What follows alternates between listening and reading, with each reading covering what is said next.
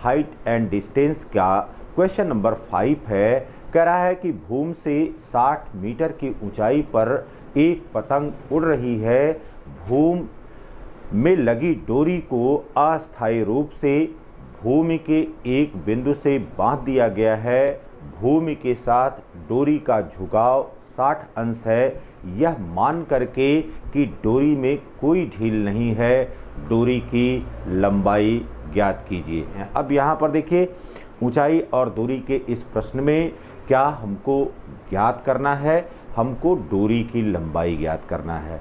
और क्या हमको ज्ञात है, सबसे पहली बात जो हमको ज्ञात है कि पतंग भूमि से कितनी ऊंचाई पर उड़ रही है, और दूसरी बात हमको ज्ञात है कि भूमि के साथ डोरी का झुकाव कितने अंश का है। तो आप कहीं जाइएगा नहीं, आप बने रहिए।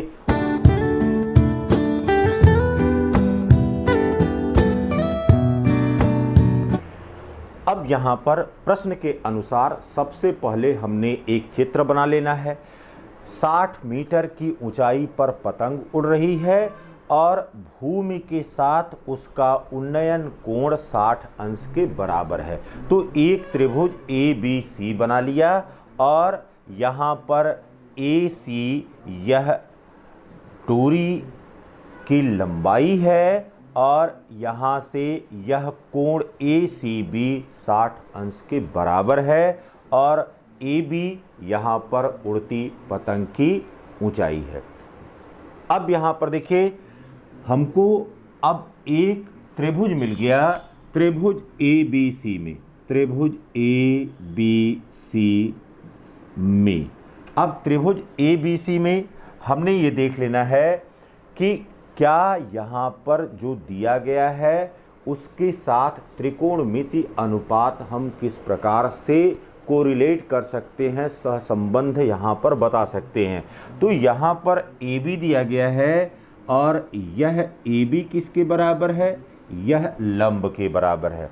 और यहाँ पर AC क्या है? AC यहाँ पर कर्ण है।